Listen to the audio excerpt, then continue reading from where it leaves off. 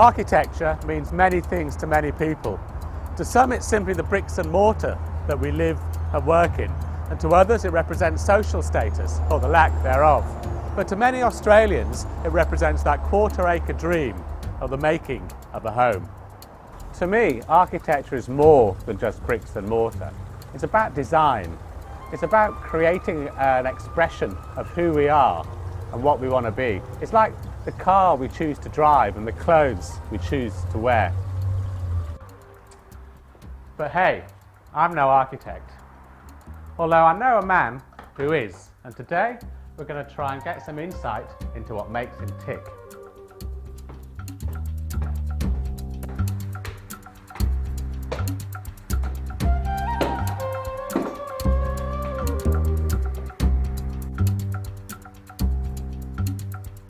Now we're here to talk about design in architecture with David Saunders. Now David, there's an interesting wall that you showed me a while ago, Bolston Street. Tell us a little bit about how that came about. It's so easy for developers to build a 2, 3, 4 story blank wall facing other buildings, and this was an opportunity. I saw it as a blank canvas and an opportunity to present something to these flats. They were all looking at this wall, and the developer would have been quite happy for that wall to be just a 30-metre long concrete block wall. And we suggested that maybe it could incorporate some artwork. It's nice to build something that makes people stop, and it's also nice to build something that people have an opinion about, rather than just walk past and, oh yeah, another one of those. It makes people think, and they'll love it or they hate it, but either way. So Bolston Street is a good example of where we worked with a local artist who came up with the images that are embedded in the concrete, and then we together came up with the arrangement of how those shapes are placed on that wall. And Yar is another good example of how we worked with an Australian artist, Daniel Truscott, who collaborated with us from the very start, looking at the colour theme. And then we talked about how artwork could become integral to the design, but also use that same colour palette. I've taken some very old motifs from Japanese and Korean art and brought it with the very modern genre of stenciling, and and this is the result. So how did you decide on the colours then, with this wasabi green and this chili red? Well, David said to me that he wanted the restaurant to take on the feel, the look and the aesthetic that some of my paintings on canvas have.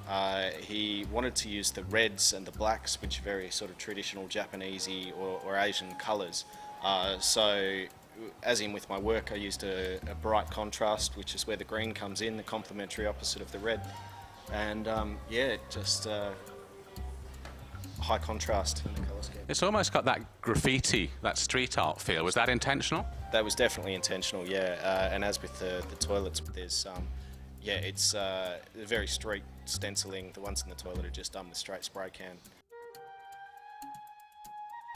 So the toilet doors are a male and female Kokeshi doll, and just to have a bit of fun, the disabled toilet is a Kokeshi doll with wheels. That's quite an interesting bar, lots of different facets there.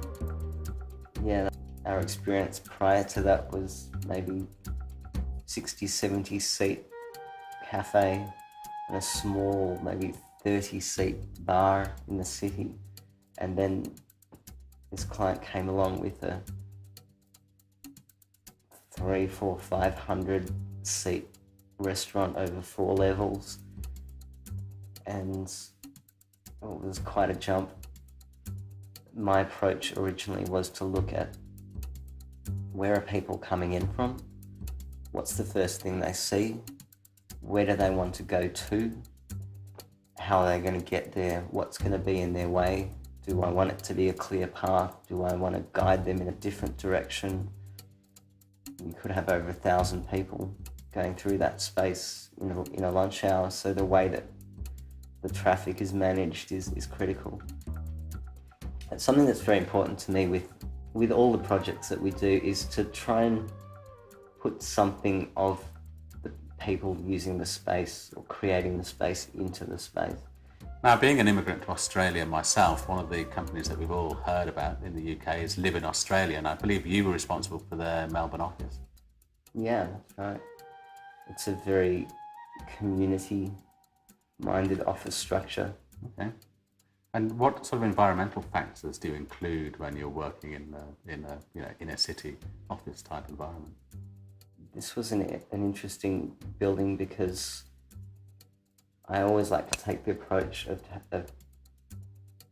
taking advantage of as many natural resources that are available to us in a building. So, allowing as much light to come in as possible from the sun, whether that's direct from the north or if it's reflected off adjacent roofs or light-coloured surfaces, and also taking advantage of any opportunity for natural ventilation.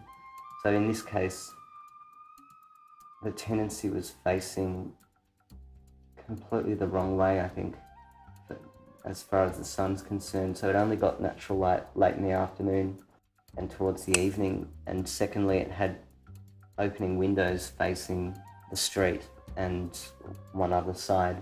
So I thought it would be interesting if the windows could all be opened and you could just have a breeze coming through.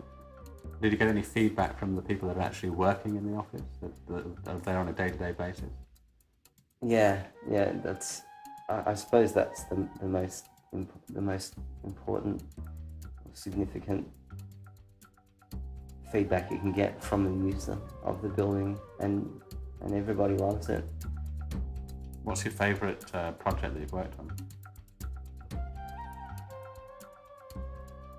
I think the most satisfying project was probably a renovation that we did in Caulfield. It was a very contemporary concept, very minimal, simple building for a new family who had one small child at the time, and it was a renovation of an Edwardian home, and we stuck something on the back of that house that I don't think anyone could have imagined to start with. But they really love that house, and it's changed the way that they live. It doesn't really matter if if we're doing graphic design, furniture design, industrial design, interior, commercial, residential. Our approach is the same to every project, starting from understanding the brief and what the client actually wants, through to completing the construction of the project and handing over the key at the end, in the case of a building. Frank Lloyd Wright was reported to have said that all fine architectural values are human values, else not valuable. I think we can safely say that David Saunders and S2 Design offer just that, integral human value within beautiful design.